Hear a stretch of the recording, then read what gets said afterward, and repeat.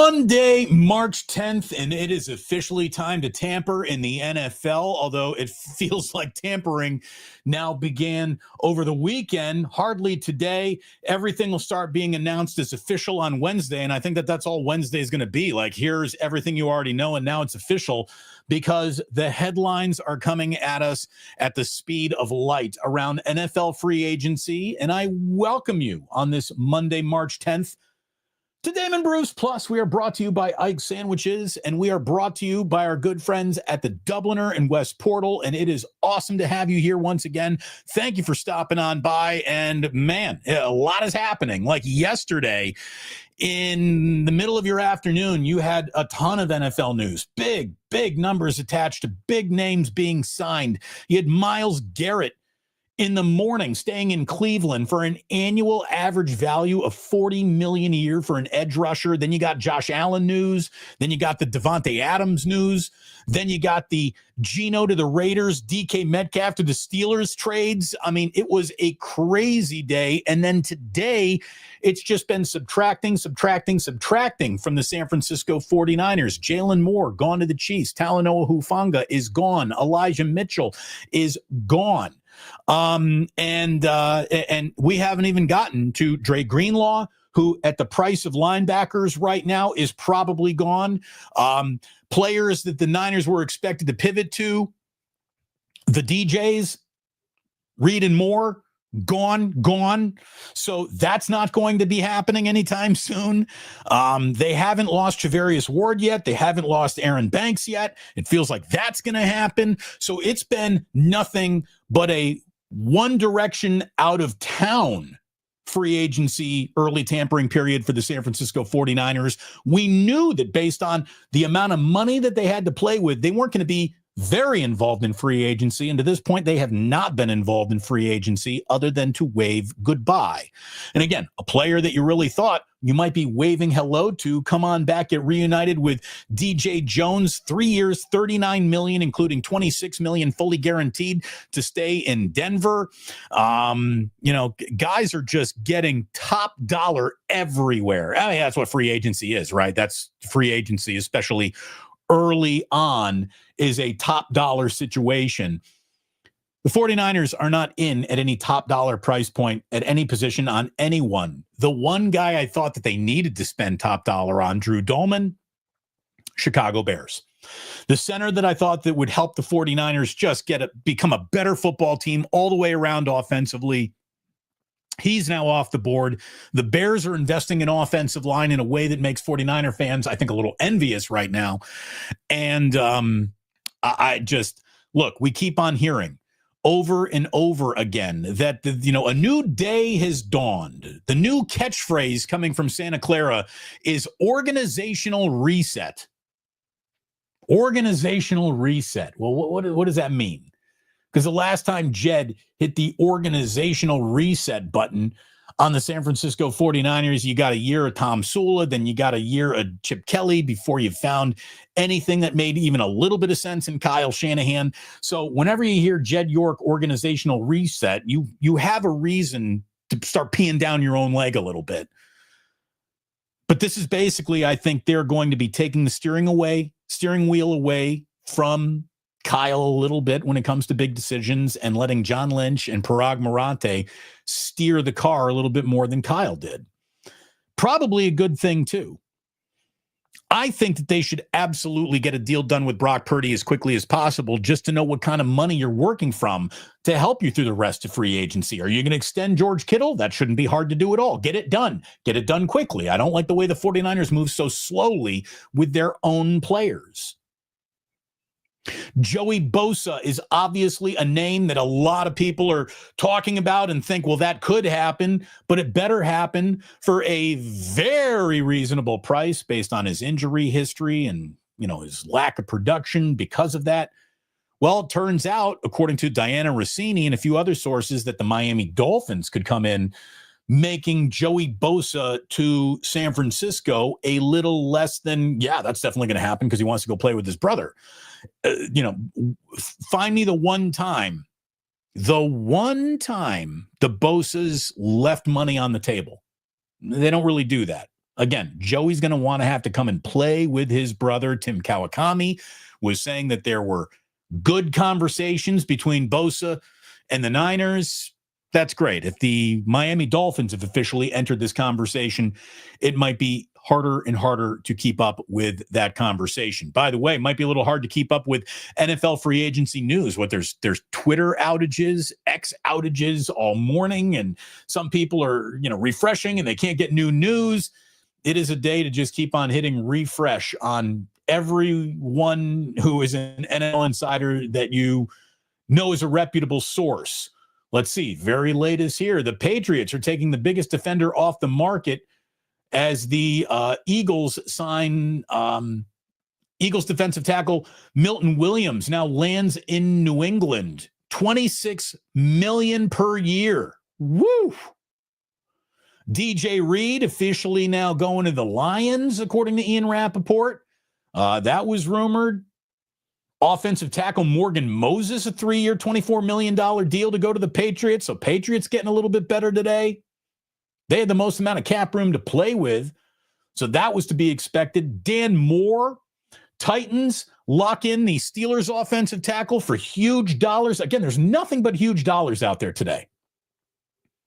4-year, $82 million deal for Dan Moore. Dan Moore gave up quite a few sacks last year. And no one looked at Dan Moore and said, oh, yeah, that guy is going to be making, guaranteed 20-something plus a year. Again, that Drew Dolman number that the Bears are paying already looks better. The number that makes you shiver this morning might not even make you shiver that much this evening, much less 2-3 years down the road. The price of business all across football just going up, up, up. Good to see so many regulars in here. Good to see so many names. Thanks for stopping on by. Like and subscribe if you would, my friends. What are we looking at here? Only 18 likes. We can do better than that, folks. Step it up if you would. Just lean in. Hit the thumbs up. It is that easy. A move that the Niners made that I really don't like is that they released Malik Collins. I thought Malik Collins had a pretty damn good year last year. And as the Niners say that they needed to let Malik Collins go because they got to reshuffle their defensive line. You need more than one card to shuffle. Right now, the 49ers defensive line is Nick Bosa, and good luck with that. I would have kept Malik Collins around for $10 million in 2025. It doesn't seem like that big of a number. He was pretty good. He had a good year last year. So I'm surprised that that was a move that happened over the weekend. Feels like everything comes back to Purdy at all times. What are the Niners going to pay Purdy? What kind of deal will they get on him? I'm going to tell you right now, whatever kind of deal that they were going to get on Brock Purdy has probably left town. You got to get to your business faster than the 49ers do. Don't you think that they should have signed Brock Purdy before we learn these numbers on Josh Allen? Now, obviously, Josh Allen and Brock Purdy don't really exist in the same universe, but a record $250 million guaranteed, the most amount of guaranteed money ever to an NFL player in a 6-year, $330 million contract. Any chance you thought of Brock coming in at around 45? Probably just left town of annual average value. We now have Josh Allen at $55 million a year. Dak is still at $60. That's the worst annual average value for any other quarterback out there. But it feels like Purdy is now coming in, 55, 58, or that guaranteed money is going to be monstrous. I'm cool with that. Pay him up front. Pay him guaranteed money. No problem. No problem there. I don't think they should have a problem with that.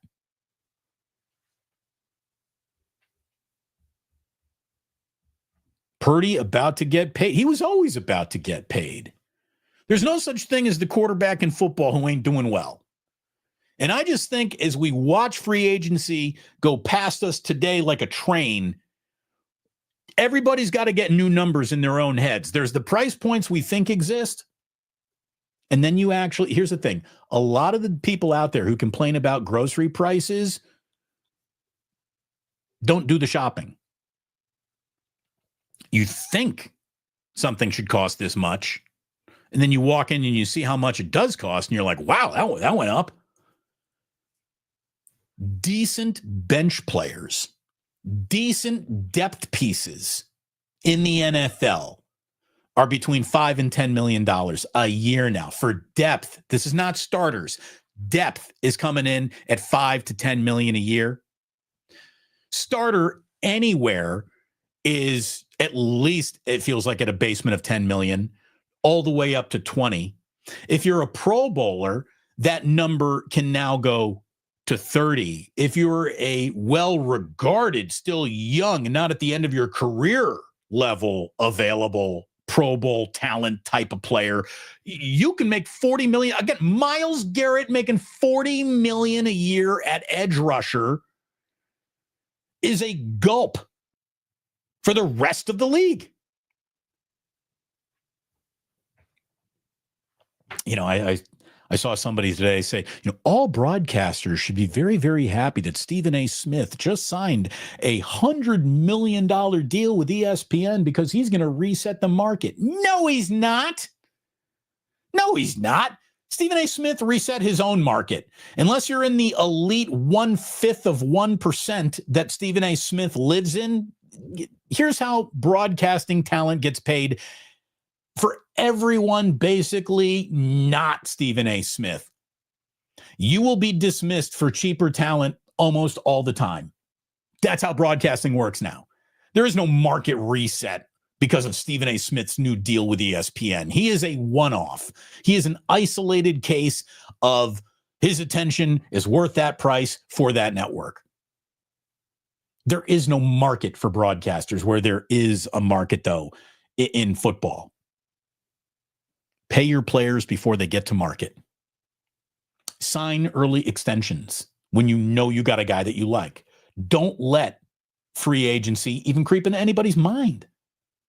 Buy them out of it, because the little bit of money that you put on the table today that you think is, well, it's a little bit of an overpay, but we like this guy, we're willing to invest in him. Again, 2-3 years from now, no big whoop. Let's say, honestly, Brock Purdy does make $55 million a year at quarterback. 3 years from now, that's just whistling through the graveyard. There's no big deal. It's seriously, no big deal at all. $55 million a year for a starting quarterback in the NFL 3-4 years from now is going to be at the bottom of the scale. We are a handful of seasons away, and the right dude hitting hitting the right time from a $70 million a year quarterback. Who will be the first $70 million a year quarterback? Jaden Daniels with the Washington Commanders? Feels like he might be on track for that. It's going to happen. The price goes up everywhere all the time. It never comes down. So the price that scares you away today is called normal by Friday.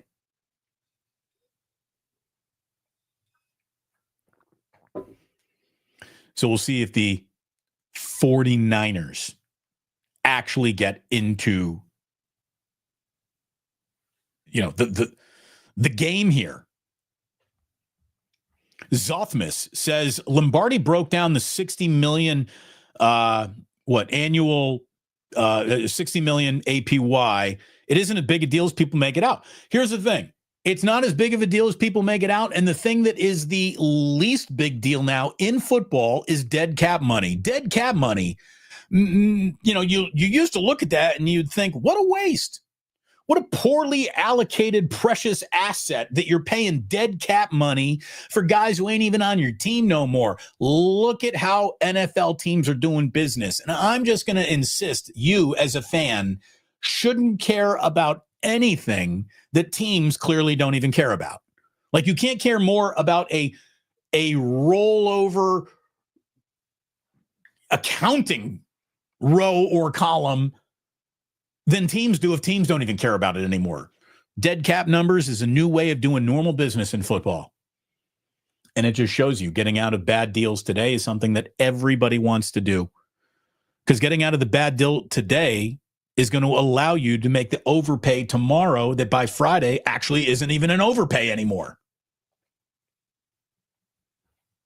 Good times. Good times. Let me just hit reset here on Adam Schefter's Twitter page, and let me see what else we got going on. Shefty, what do you got? Anything new? What do you got here?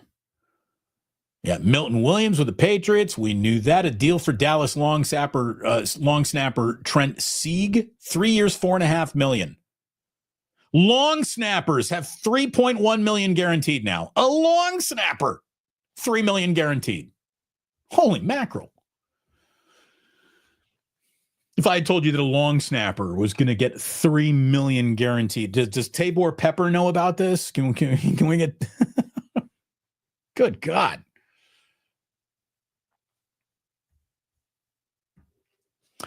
Going to be a tough few years for the 49ers. Maybe not. Maybe not. I mean, trying to predict what football will even look like 6 months from now with all the moving pieces. It's really hard to do. Yeah, Talanoa Hufanga is off to Denver. Is that now official?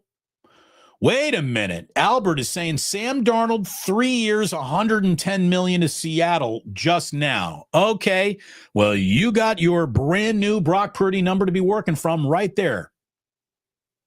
By the way, wait until you see Sam Darnold take a massive step backwards behind. So here's what Minnesota had: a pretty good offensive line and great wide receivers. The Seahawks do not have a good offensive line, and outside of Jackson Smith and Jigba, they have traded DK Metcalf and released Tyler Lockett. So good luck with that, Sam Darnold. The 49ers will get 2 bites at the Sam Darnold apple each year now.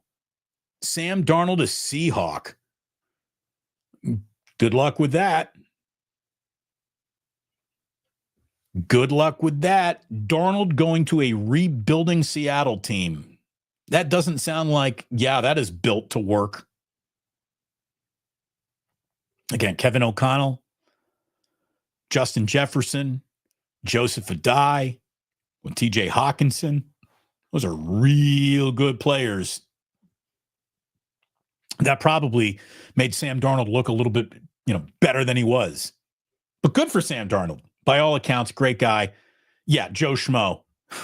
Hold on, here we go. Joe Schmo. You're welcome, Sam. 49ers. Yeah, seriously.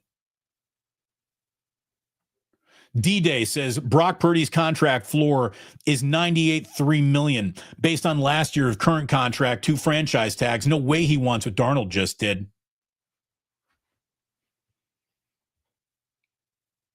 I would agree. Yeah, dude, Brock Purdy is going to get 125 guaranteed. Over how many years, how that's whacked up. But if I'm Team Brock Purdy, I am looking for a $125 to $150 million contractual guarantee.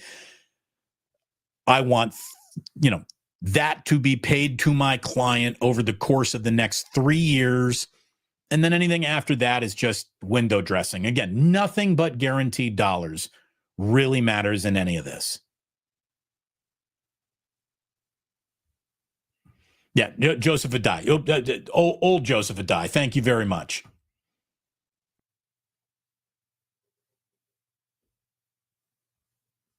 Sam Darnold to the Seahawks.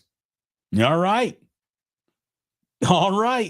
So no team has done more to just hit the reset button than the Seahawks have done in the last few days. Not only had they said goodbye to Geno Smith and DK Metcalf and Tyler Lockett, they've also waived offensive tackle George Fant. They said goodbye to 2 of their defensive tackles and safety Rashawn Jenkins.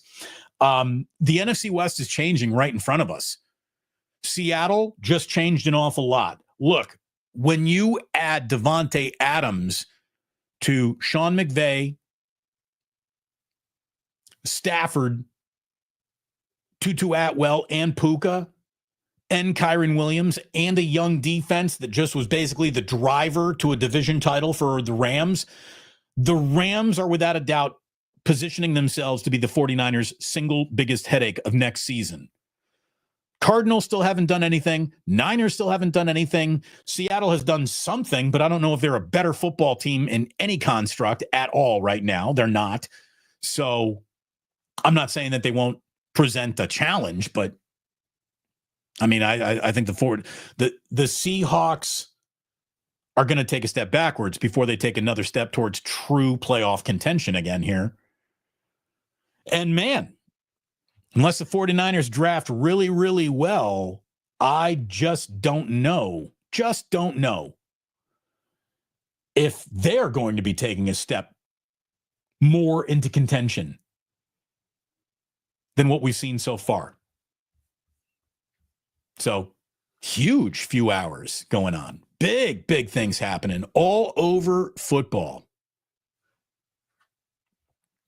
49ers Eddie said the Lambs in Seattle did San Francisco a good turn. Seattle still getting blown out Sam with wide receiver Jefferson. Yeah, I mean, look, I think that Sam Darnold looked really good. Never great, but really, really good. He had a good season with the Minnesota Vikings. I think that when you take Darnold off the Vikings, things change dramatically. I think Brock Purdy has done more to prove that I'm not just the product of being surrounded by some good talent in just last year's crucible alone than what Sam Darnold has proven he can do without good talent, because he was Jet Sam Darnold and then he was Viking Sam Darnold. And now he's going to be Seahawk Sam Darnold. And I bet you that looks more like Jet Sam Darnold than it does Viking Sam Darnold. Unless he really, really, really did learn so much and is that much better, but I don't think so. I still think he is going to turn the ball over an awful lot.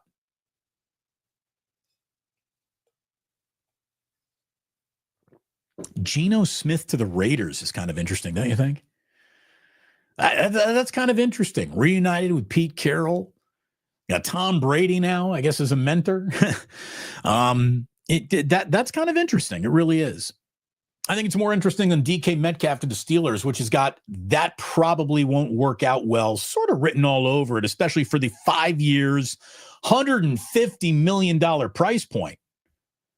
By the way, you know that the Steelers are running out of ideas when they're starting to think going one more round with either Russell Wilson or Justin Fields isn't as appealing as bringing in Aaron Rodgers. To me, Aaron Rodgers and just the city of Pittsburgh are oil and water. Like, Pittsburgh is just a steel town, no bullshit. Keep your ayahuasca stories to yourself kind of town if there ever was one. I also think that Mike Tomlinson is one of the I'm not here for your bullshit and your behavior and your attention-seeking me all the time sort of Aaron Rodgers that we have gotten to know over the last few years. I don't think that's going to work out. I think that you've got too volatile, volatility is one thing, can get toxic is another. DK Metcalf, George Pickens, wide receivers that just, again, pig-headed Aaron Rodgers, pig-headed two wide receivers. That sounds like it would blow up if that were to happen. There's also this little fact, which I thought was interesting. Do you realize that Zach Wilson won more game with the Jets than Aaron Rodgers did? Zach Wilson won more with the Jets than Aaron Rodgers did. That's how poorly that worked out. Aaron Rodgers has only won 13 of the past 34 games he has started and finished. That's not a good number. So, good luck with all of that if that is what is going to happen. I'll also tell you another thing that the NFL needs to admit is that whatever rules they make about free agency, free agency used to begin on Wednesday, but then everyone would see at the very millisecond free agent begins, all these deals are being announced. There's no way all those negotiations are happening in under 1 second. So what's going on here? Well, the NFL admitted there's clearly people talking before anyone's allowed to talk. So they've built in the grace period that is the tampering period. Well, now people are ignoring the beginning of the tampering period when you see so many deals being agreed to on the Sunday before tampering. And basically what the NFL has to admit to itself is these teams have no fear of any tampering repercussion that would possibly be worse for them than tampering to the point where you've signed the right player that you want is going to be good for them. There's no real penalty attached to jumping the gun on free agency. So teams are going to continue to do it. Teams are going to continue to do it.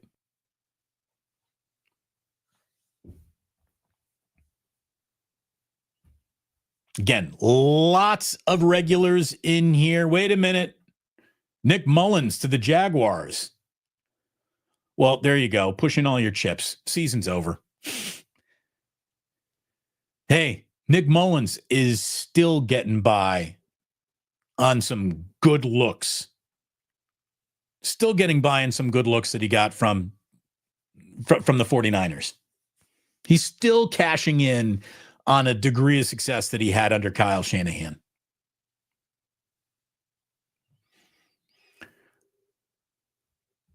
Yep, never daunted. By the way, Indiana could be going to the NCAA tournament after all. March is not dead yet. Sam Darnold gets $55 million guaranteed for 3 seasons. You better pay Brock Purdy now. Yeah. Again, they should have paid Brock Purdy before now. I really believe that. Should already be done. If that is your guy, if that is who you are definitely bringing back, don't wait any longer to bring that back. Get it done now. Get it done now. Again, getting it done now will cost you less than getting it done tomorrow. Interesting time around football. And again, it's going to be a great couple of days here. Like and subscribe to the channel if you have not already, my good friends. And once again, let me tell you, thank you so much to Ike's, I superimpose his face right over his face. But there is Ike's Lovin' Sandwiches. You will not get a better sandwich either walking on in and getting it on your own 2 feet or having it delivered to you over 100 locations up and down the West Coast, expanding ever eastward. Get yourself into Ike's for a delicious sandwich. Do it today. Get yourself to the Dubliner West portal for a fantastic Guinness. Do it today. Do it tonight. What do we got? A little Warriors basketball tonight. We got a little Warriors basketball on Thursday. We'll talk a little Warriors here in just a second. But get in there now. Get in there now. You'll be happy that you did. Dubliner, my good friends over there. Thanks for supporting the channel, my good friends. Thanks to all of you for supporting the channel, my good friends. Like and subscribe if you have not already. And yes, Michelle Haberman, we're coming for you. Coming for you. I know Indiana just dumped one at Oregon just last week, but going to play this one in Indianapolis. That should change things a little bit. But yeah, Michelle, you and I are at war until that game is final. Then we'll be friends again. But until then, there can be no niceties between the two of us. You know how it works.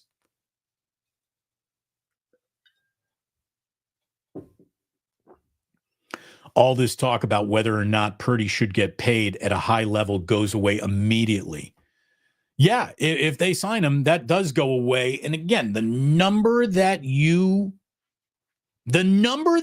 think is the Rubicon. You don't want to cross it today. Looks like a really good number 2-3 years from now.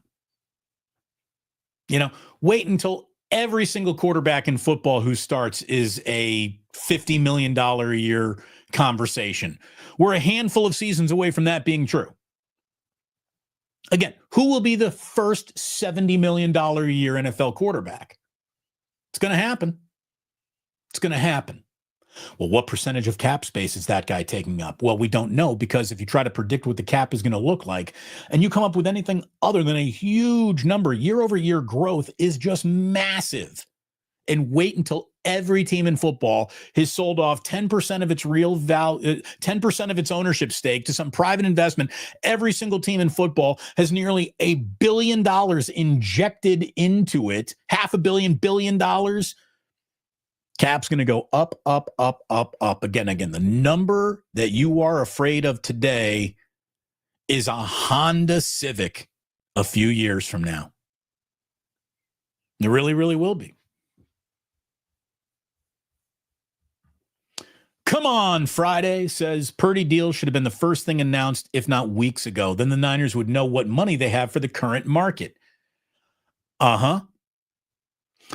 Again, I keep on hearing that the Niners got a new way of doing business. Well, a faster way of doing business clearly has not been baked into it yet. And I think that needs to happen.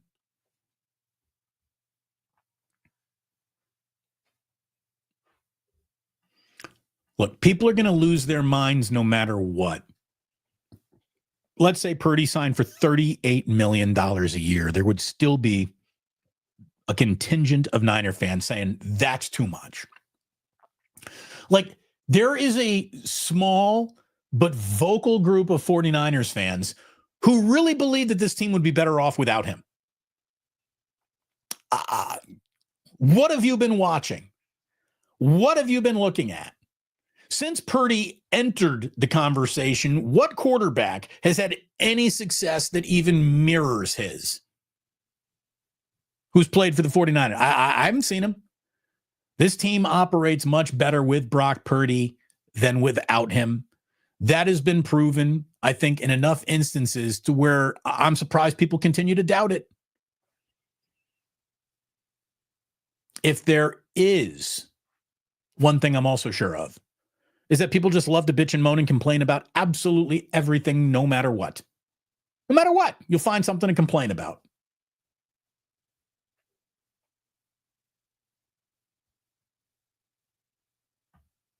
It's all about market value. Again, and I guess here's something that some people who are looking at this don't understand. Let's just talk about peaches. What's this peach worth? Well, how good is it?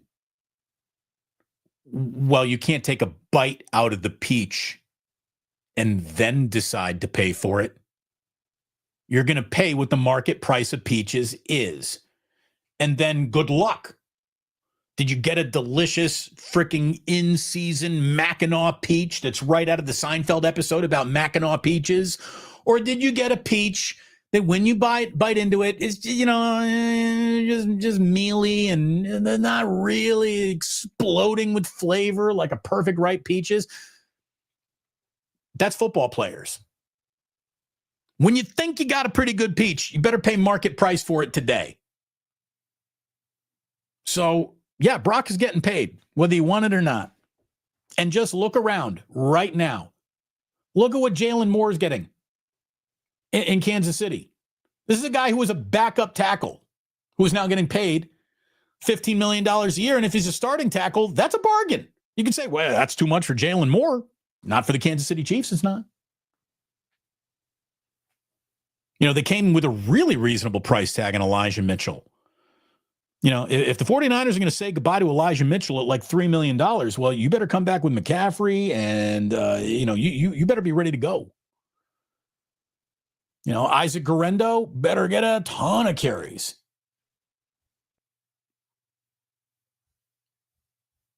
Here's something you don't see very much. In Parag, I trust. Ponzi and Pete Down. I think he's pretty good.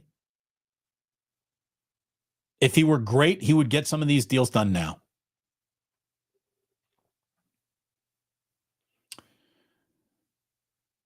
Annual, what is AYI? Is that annual, yearly, annual average value? AAV is what I think you mean.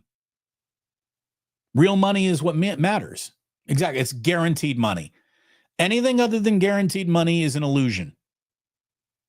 Anything other than guaranteed money is the curtains on the window. What matters is the window. The window is the guaranteed dollars. Anything else is just window dressing. All these agents want to see their name appear in an Adam Silver tweet. All these agents want Ian Rappaport to say, like, credit to agent blah, blah, blah, on the blah, blah, blah, blah, blah, blah. It's just all agent dick measuring contests. Nothing but guaranteed money matters. Is this true? Kyle Batza says Fields to the Jets. What's the number on that? What is the number on that? Justin Fields is going to have there'll be some growing pains, but again, Larry and I just talked about this on Wake Up this morning. We really thought that Justin Fields would be the type of guy who, taking on a backup role, taking on a redeveloping year, you're at the age where it wouldn't have been a bad thing. Again, Justin Fields is going to go to the New York Jets and be absolutely crushed by Jets culture. He will not he is anyone who is a New York Jet, you're in trouble. I mean, I just don't know what to tell you. Like, you're better off not playing for the Jets, I think, than playing for the Jets.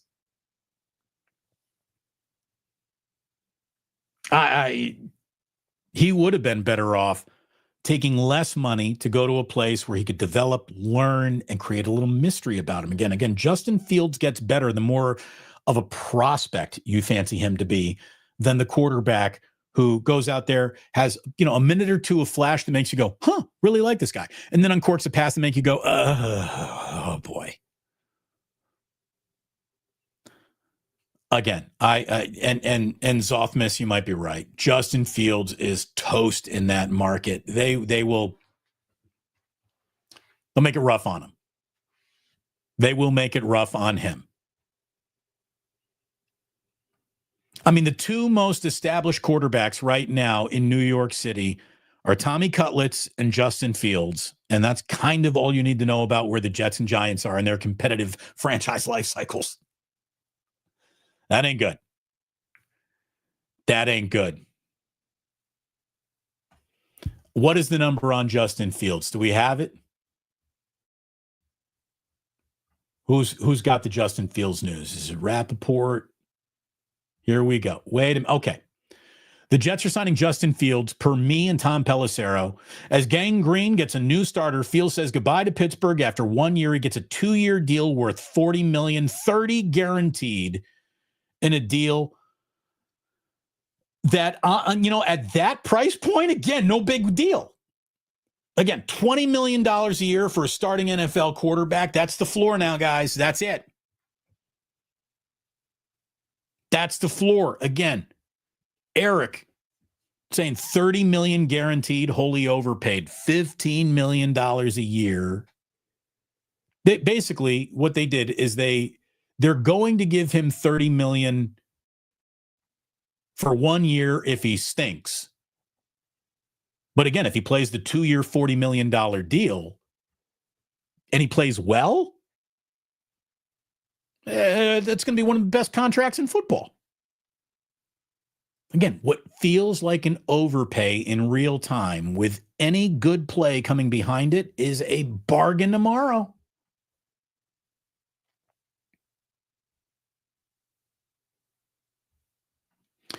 Chicago Jason says, per Josina Anderson, Jameis Winston is in conversation with the 49ers and Chargers as a potential backup. Please let that happen. Please let that happen. The human quote machine that is Jameis Winston, and honestly, the full Jameis Winston experience is you get a player that for 3 quarters could be one of the best quarterbacks in football and then throws 2 consecutive pick sixes on back-to-back possessions. And that is the full Jameis Winston experience. He's got the talent to throw for 4 touchdowns and 400 yards and enough weakness to lose you any game single-handedly by a bad decision he makes right when it looks like you got the game in hand. He's an adventure. Jameis Wilson is, I think, again, Jameis Winston, I don't think the 49ers can afford him. I'd be surprised. I would be surprised. Which quarterback are the 49ers signing today? Again, Jameis Winston at the right price, fantastic. Jameis Winston at the wrong price, no thanks.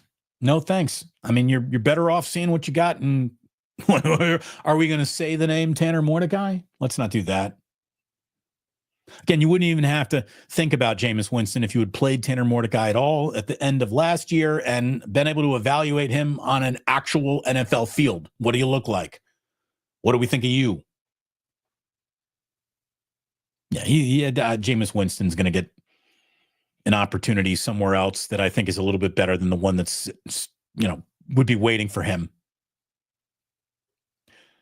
The 49ers signing Jameis Winston before they get a Brock Purdy deal done would be enough. I mean, that would almost be like contractual negligence. Would Jameis push Brock Purdy?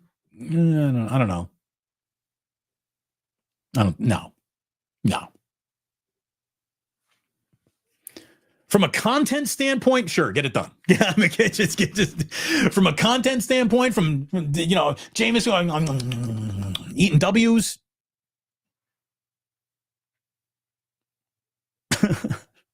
Maybe. So look, huge day of football news, huge 48 hours of football news coming up in front of us. There will probably be a required emergency show here at some point. Lots going on around football. Again, thank you so much for watching. Like and subscribe. If you're here for just football, let me just give you a little bit of warning. The just football portion of the show is about to be in the rearview mirror because we do need to talk about the other thing that's happening, and that is the sport of basketball here in the month of March. Other than NFL free agency, we got something else going on. Spring training, don't give a shit. I don't care at all. Good, nice job, baseball. You took a guy who grew up loving baseball and spring training and reduced me to I seriously don't give a shit anymore. I do care about the Golden State Warriors, and if you're a Warrior fan, it's the right time to be caring about the Golden State Warriors. Steph Curry, over the weekend, joined a club that I really do think he cares about. There's a lot of Steph Curry records and numbers and milestones that are attached to him in his career that he probably doesn't even care that much about. Like, I guarantee you, him setting the all-time three-point record is something that he cares about, but at some point in his career, like, he knew that was coming. I don't know if Steph Curry could have ever in his career predicted that he's going to become one of just 10 players all time to record 25,000 points for just one team. And he did that over the weekend. He joined the 25,000 point club.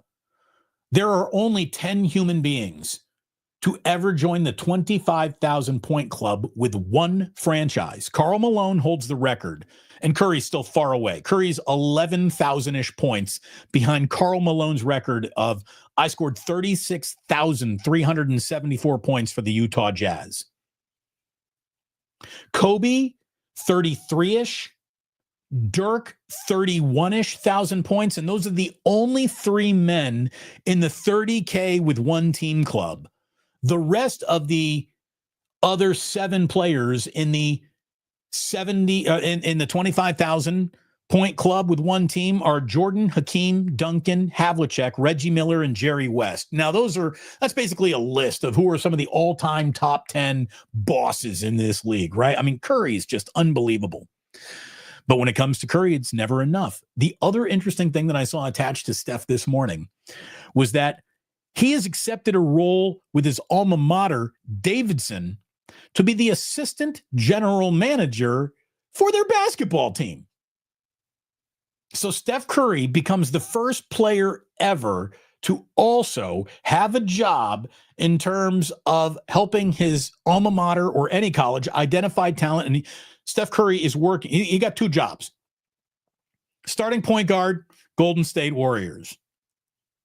Assistant general manager of Davidson. Now, what does that mean? I don't know. Is Steph Curry going to be crunching film of 2-star recruits to figure out if there are 3-star recruits who should be coming to Davidson after all. I don't know.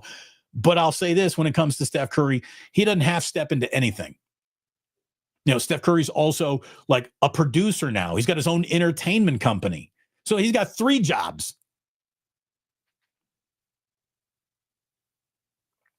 Lots going on. Let me tell you, this is crunch time for the Warriors, man. March is here.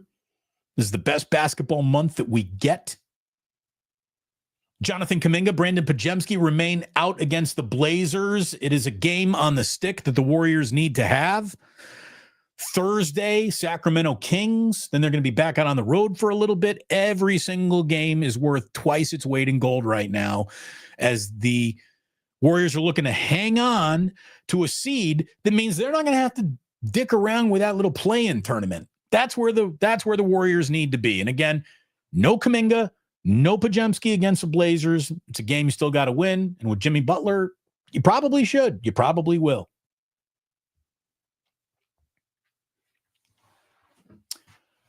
By the way, I do have another tangentially related to the Niners story, but it's a baseball story. There is baseball news that is rumored to be possibly involving the 49ers.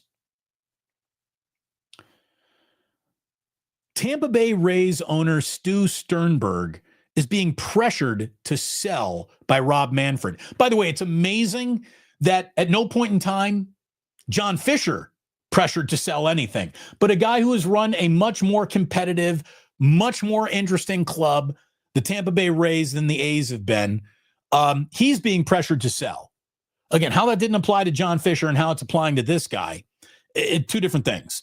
The family of Edward DeBartolo Jr., which has roots in Tampa, are 3 people being briefed on discussions for a possible sell. Well, the members of the DeBartolo family that are involved with the 49ers are the Yorks.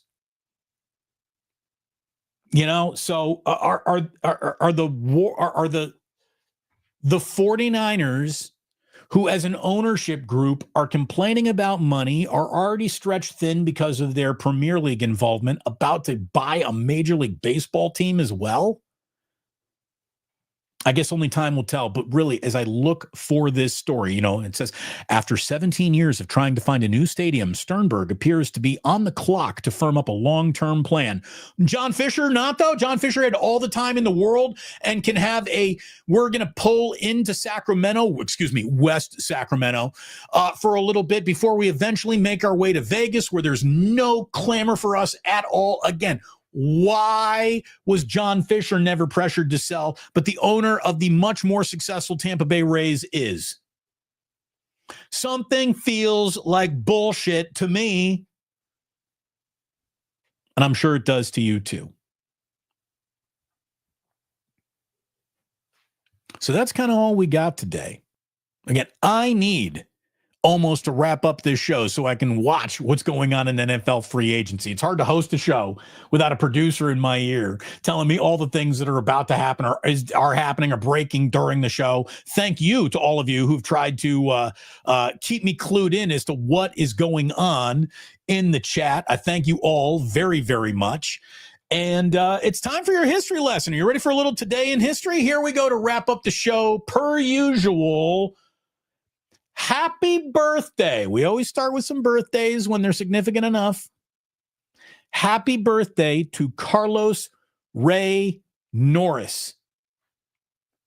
Carlos Ray Norris, happy birthday. Why would I be telling you about that? Because you know him as Chuck.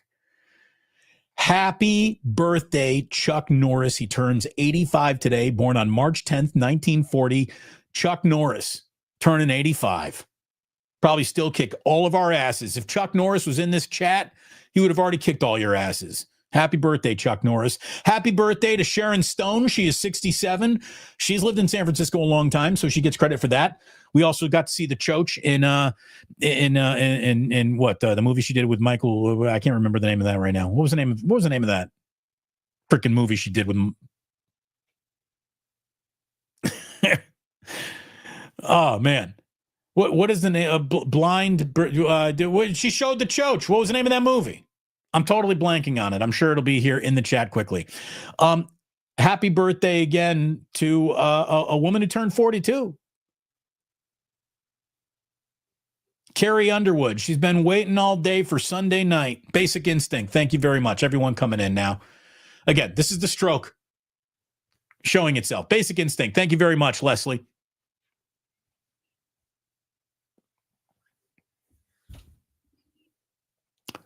Yeah, Carrie Underwood in the overproduced Sunday Night Football Open. That is, by the way, speaking of trying to show its choach, that skirt's getting shorter with each and every opening scene that she filmed. Anyway, today in 1804 in St. Louis, Missouri, a formal ceremony conducted the transfer of the Louisiana Territory from France to the United States. The Louisiana Purchase got you the rest of the country. Good investment. Bad sell-off there, France. Thank you very much, though. So happy birthday, Western United States. Today it became Western United States, kinda. Let's see. Today in 1955, a U.S. patent issued to Aaron S. Lappin. He invented something that was called dispensing valves for gas-pressured containers. Boring until you find out that what that really means is the reason why we all have whipped cream. The reason why dudes get whippets off of whipped cream is because of this patent. Ready whipped cream topping in a can. The whole was invented today. Thank you very, very much. Thank you, Ready Whip. Today, in 1913, we get our first documented in Toledo, Ohio, bowler with a perfect score of 300 in the American Bowling Congress tournament. First ever rolling a 300. Do you roll on Shomer Shabbos? Today in 1913, a guy named William Knox did. Today in 1978, The Incredible Hulk premiered on CBS. It was a big show in my childhood, man. Lou Ferrigno, painted green. The Incredible Hulk. Big deal when I was a kid. Really big deal. I don't know if the latest Incredible Hulk movie did very well for Marvel. You would think the Incredible Hulk would be easier to write for, but it's kind of a character that comes without drama other than the struggle of not becoming the Incredible Hulk. And there's nobody who's ever watching a Hulk movie thinking, geez, what I'm here for is more Bruce Banner. You want the Incredible Hulk. And then once you get the Incredible Hulk, like nothing ever, like it ends the drama of whatever battle because the Incredible Hulk cannot really be defeated. It's a tough character to write for. It's a tough one. It's why Superman movies are never really that good because, again, the hero is unbeatable. Unbeatable doesn't create great drama. This is why everyone is happy the Chiefs lost the last Super Bowl, because unbeatable isn't as fun as beatable sometimes is. By the way, today in 1983, sidewalk tiles officially started lighting up on MTV. The debut of Billie Jean today, 1983. And we always go ahead and tell you what national days it is. It's a rough day for National Day. It is National Landline Telephone Day. Who watching this has a landline telephone in their house anymore? Does anybody have a landline telephone in their house anymore?